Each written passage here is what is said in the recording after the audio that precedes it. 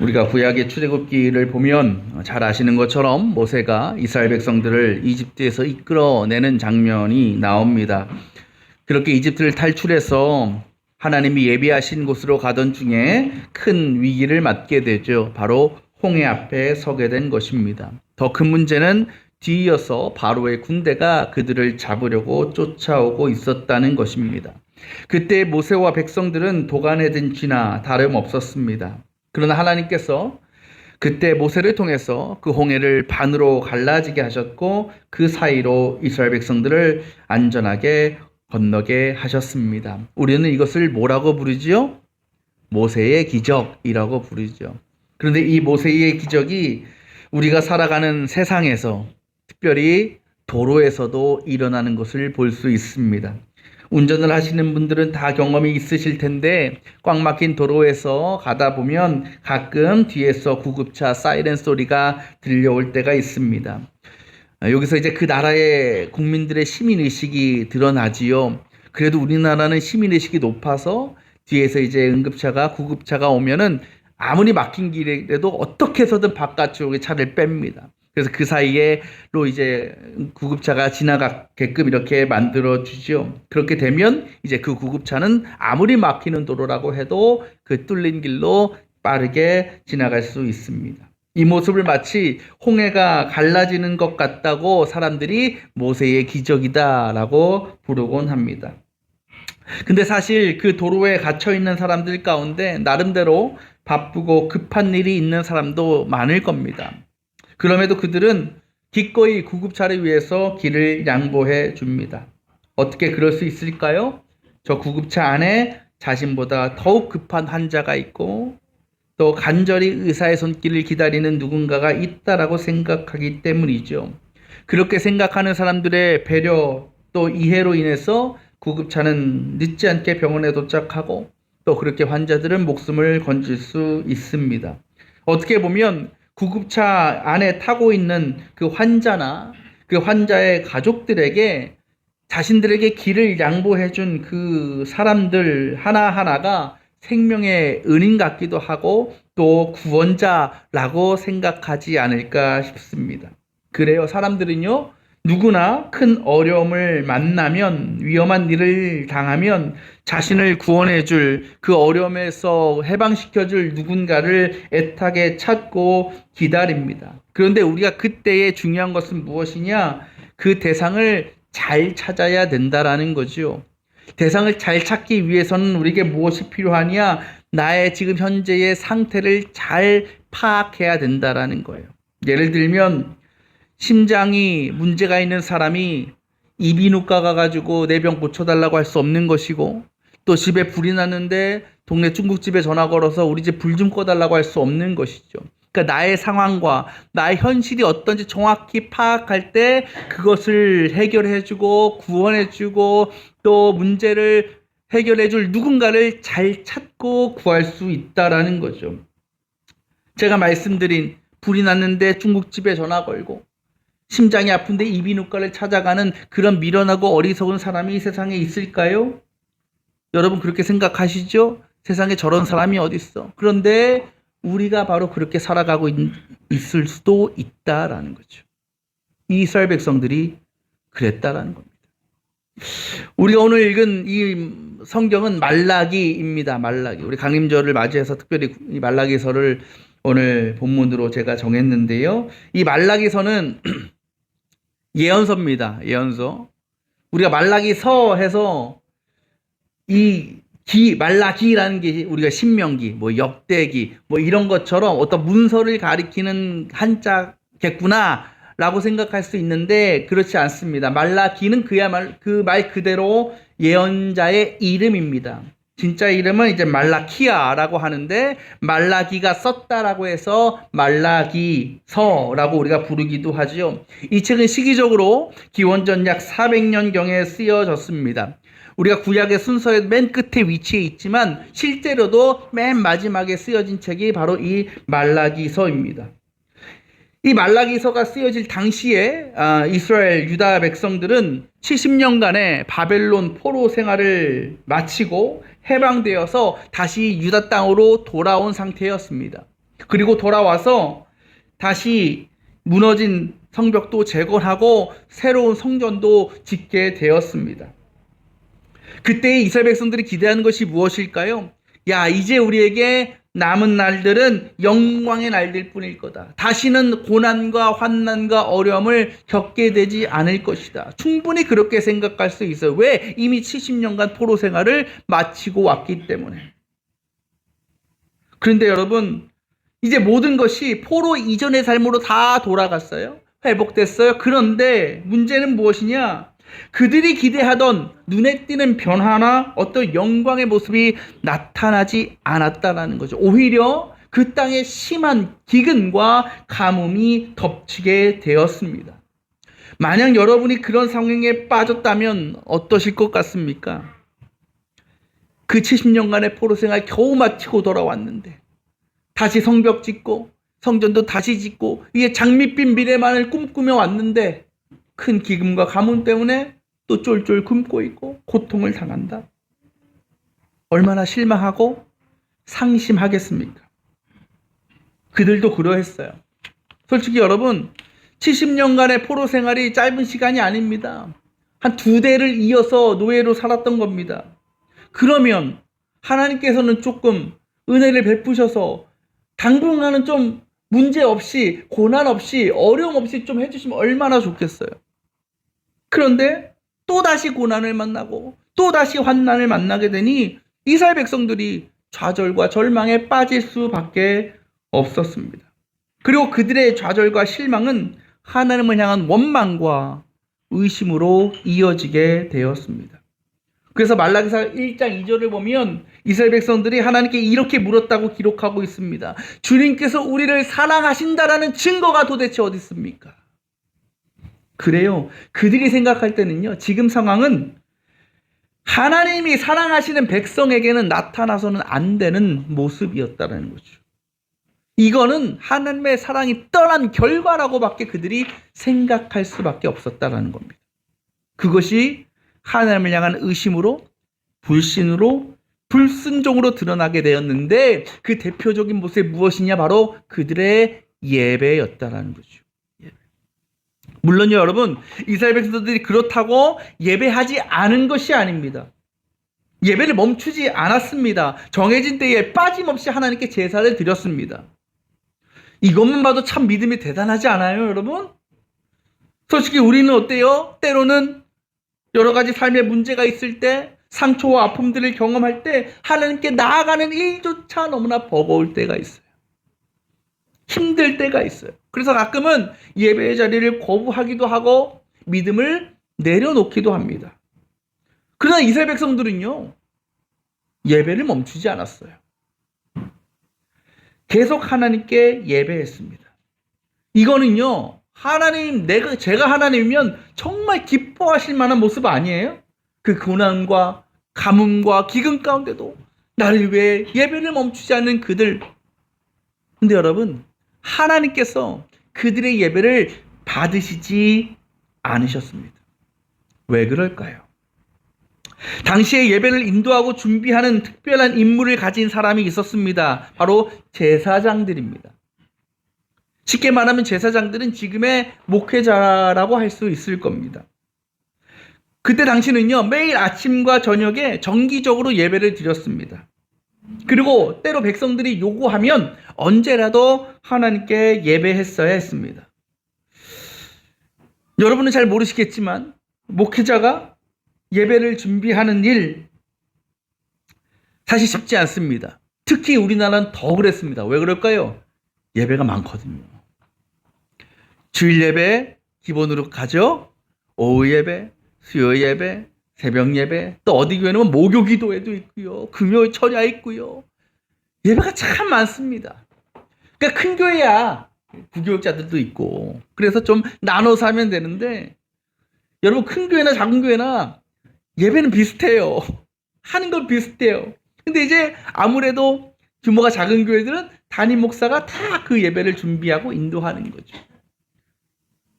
저부터도 찬양 콘티를 짜는 일, 연습하는 일, 시스템 정비하는 일, 또 설교 준비하는 일, 여러분, 설교가 본문만 보면 뚝딱 하고 나오는 게 아니에요. 여러분, 저도 주일 설교 하나를 위해서 일주일 내내 머리 쓰고 고민하고 진짜 때로는 잠도 못 자요. 자꾸 막 말씀이 안 떠오르면 잠도 못 자요. 그래요. 그래도 제 설교가 들을만 하잖아요. 그죠? 그죠? 어디 뭐 못하는 건 아니잖아요. 다 그런 노력이 있어요. 여러분, 때로는 그것이 저에게 큰 부담이 될 때도 있어요. 압박감으로 다가올 때도 있어요. 정말 어떨 때는요, 말씀만 보면 막 머리에 막 떠올라, 설교할 거리지. 때로는 아무리 기도하고 말씀 보고 해도 떠오르지. 그때 정말 소대로 미치는 거예요, 미치는 거. 날짜는 다가오는데. 여러분, 이거 저만의 얘기가 아니고요. 가끔 목사님들 이제 만나서 얘기해보면 가끔가다 지방 어떤 행사나 이런 것 때문에 수요 예배들은 다 드리니까 수요 예배를 이제 못하는 경우가 있어요. 지방 어디 여행을 가거나 이렇게 되면 목사가 설교를 준비를 못하니까. 그러면요, 목사님들이 얘기하면 다 좋아해. 이게 큰 교회건 작은 교회건 너무 좋다는 거예요. 나만 그런 게 아니구나. 얼마나 위안을 받았는지 뭐 여러분, 이런 걸로 시험 들지는 마시고 다 똑같다라는 거예요. 그래요. 그만큼 설교를 준비하고 예배를 준비하는 것이 목회자들 입장에서 물론 그것이 너무나 감사한 일이고 또 거룩한 일이긴 하지만 그 외 다른 면에는 그런 부담감이 있다라는 거죠. 제사장들도 그랬을 것 같아요. 매번 예배를 준비하는 일, 말씀을 준비하는 일. 근데 그것이 사실 포로 이전에도 계속 그래 왔거든요.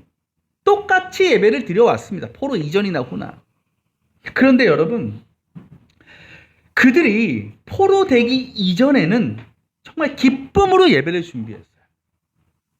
정말 하나님을 향한 사랑과 경외함을 가지고 정성을 다해 예배했습니다.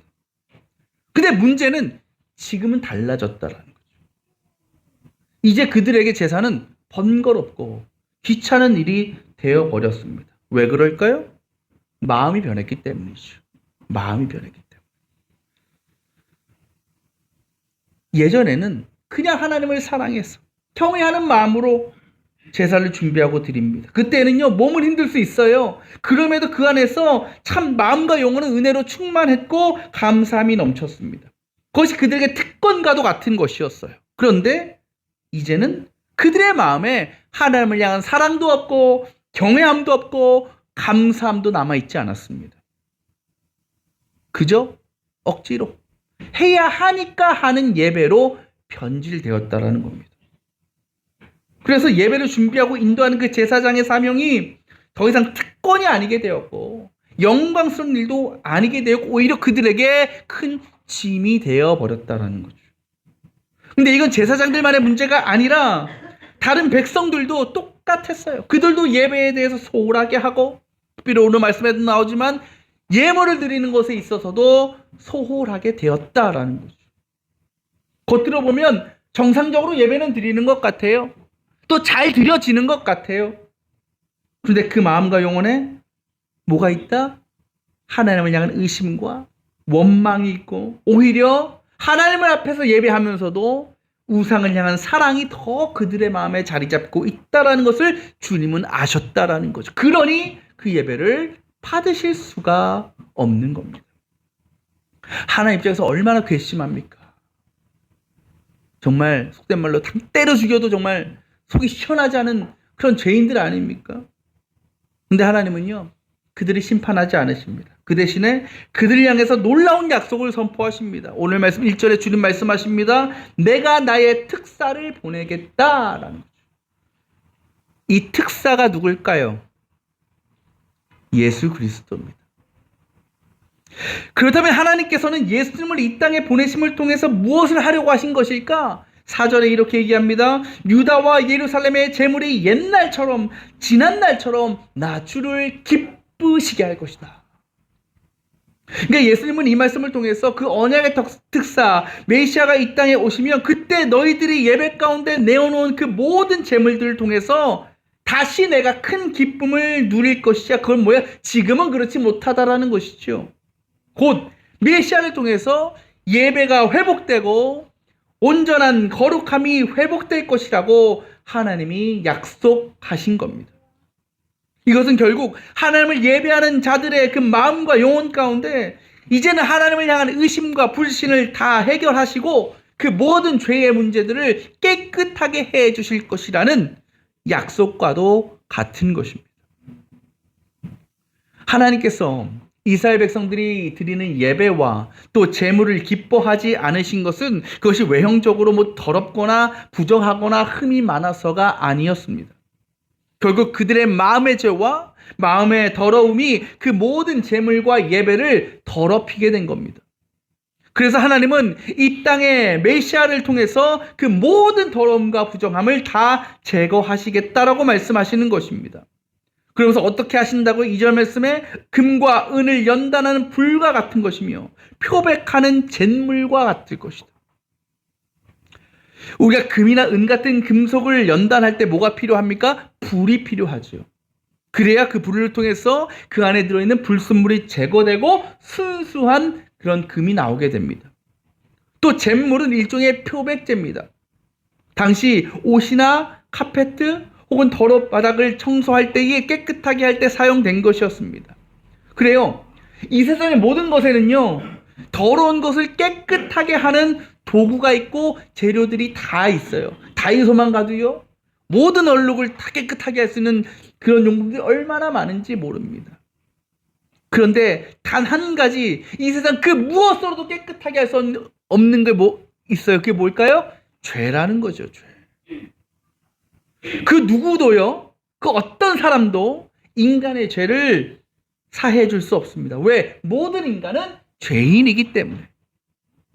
바로 그것이 하나님께서 예수 그리스도를 이 땅에 보내신 이유이죠. 오직 죄가 없으신 그 하나님을 통해서 죄로 더러워진 인간의 마음과 영혼이 깨끗해질 수 있기 때문에. 그래서 하나님은 스스로 인간의 몸으로 이 땅에 오셔서 우리의 죄를 태우실 불이요 깨끗이 씻겨주실 잿물이 되신 것입니다. 그렇게 이 땅에 오실 메시아가 행하실 일을 오늘 말씀은 이렇게 기록합니다. 3절은 말합니다. 그가 그들을 깨끗하게 하면, 깨끗해지면 그 레위 자손이 나 주에게 올바른 제물을 드리게 될 것이다. 여기서 레위 자손은요, 그 당시에 예배를 주관하고 맡았던 민족들을 가리킵니다. 이스라엘 12지파 중에 땅을 분배받지 못한 유일한 지파가 레위 지파죠. 그들은 예배자로 세워진 사람들이에요. 그래서 다른 지파들이 그들의 삶을 책임지고 공급해 줬습니다. 여기서 레위 지파는 포괄적으로 하나님을 예배하는 모든 사람들을 가리킵니다. 곧 하나님께서는요, 메시아를 통해서 죄인된 사람들을 깨끗하게 하심으로 무엇을 이루시려는 것이냐? 하나님 앞에 온전한 예배자로 세워주시겠다라는 겁니다. 저와 여러분들이 그렇게 하나님께서 보내시겠다고 약속하신 그 주님을 영접한 사람들 아닙니까? 그런 우리의 믿음과 우리의 예배의 모습은 어떠합니까? 오늘 하나님의 그 말씀처럼 깨끗한 영혼과 마음으로 하나님 보시기에 올바른 예물과 예배로 나아가고 있습니까? 혹시 아직도 이 세상에서 만나는 문제와 고난, 그리고 그로부터 경험하는 실망과 좌절 가운데 하나님을 의심하고 원망하고 있지는 않습니까? 이 시간 예배 자리에 나와는 있지만 주님을 향한 사랑과 경외함을 잃어버리고 그저 형식적으로 습관적으로 드려지는 예배는 아닙니까? 아니면 입은 찬양하고 기도하고는 있지만 우리의 마음이 세상적인 것, 엉뚱한 것을 향하고 있지는 않습니까? 아이를 키우다 보면 행복하지요. 기쁜 일이 많습니다. 그런데 아이들 때문에 상처받기도 하고 속 상하기도 하고 화가 날 때도 많습니다. 여러분, 아무리 자녀에게 화가 난다고 속상하다고 밥 굶깁니까? 밥은 차려줘도 대충 차려준 게 물에 밥 말아서 그냥 이거나 먹어라 그렇게 줘요? 정상적인 부모라면 그렇게 안 하죠. 자녀가 화를 아니에요? 이 집은 아닌가 보지? 자녀가 속썩이고 말 안 듣고 그래도 밥 때 되면 똑같이 정성스럽게 차려줘요. 그게 부모의 마음이고 그게 진짜 사랑이라는 거죠. 그러니까 사랑이라는 것은 어떠한 상황과 환경에서도 한결같은 거예요. 변함이 없는 겁니다. 우리 예배도 마찬가지입니다. 이 예배야말로요, 우리가 하나님께 보여드릴 수 있는 가장 대표적인 사랑의 표현입니다. 그렇다면 예배는 내가 드리고 싶을 때 드리고 내키지 않으면 드리지 않는 것이 될 수 없습니다. 삶에 문제가 없고 평안할 때는 기쁨으로 드리지만 고난과 환난 가운데 있으면 억지로 드리거나 아예 드리지 않는 것이 될 수 없다라는 것이죠. 왜 그럴까? 오늘 말씀처럼 저와 여러분은 메시아로 오신 예수 그리스도를 통해서 하나님의 자녀요 또 예배자로 세워진 존재이기 때문에 그 주님께서는요 이전에 우리 안에 가득했던 더럽고 부정한 마음을 불과 잿물로 깨끗하게 씻어 주심으로 하나님께서 기뻐 받으시는 예배 드릴 수 있는 거룩하고 정결한 백성으로 변화시켜 주셨어요. 우리 그런 존재가 된 것입니다. 다시 묻습니다. 여러분의 예배는 어떻습니까? 정말 하나님께서 기뻐하시기에 기뻐 받으시기에 합당한 모습으로 드려지고 있습니까? 혹시 그렇지 않으신 분도 계십니까? 괜찮아요. 왜? 그런 우리를 위해서 주님께서 이 자리에 함께 하시기 때문입니다. 우리의 더럽고 부정한 마음과 영혼을 그 주님은 다시 깨끗하게 하시고 다시 우리 안에 주님을 향한 사랑과 열정과 간절함으로 충만케 해주시기 위해서 불과 잿물을 준비하고 계시다라는 거죠. 우리가 그것을 기대하고 소망하며 나아갈 때 그 뜨겁고 거룩한 성령의 기름 부으심 가운데 우리의 믿음과 우리의 예배가 회복되는 역사가 일어나게 되는 것입니다. 오늘부터 예수님의 탄생을 기다리는 4주간의 강림절이 시작됩니다. 하나님께서 이 땅에 예수 그리스도를 보내신 이유는 죄인된 우리가 깨끗함을 받고 또 예배를 회복하고 하나님을 온전히 섬기는 백성으로 살아가게 하시기 위함입니다. 정말 우리 안에 메시아가 살아계시는지 내 안에 주님이 오셨는지 그렇지 않은지는 우리의 예배로 드러나게 되어 있습니다. 우리가 오직 하나님을 사랑하고 경외함으로 예배할 때 비로소 우리는 예수님께서 이 땅에 오셨음을 우리 가운데 함께 하심을 확증하는 삶을 살아가게 되는 줄 믿습니다.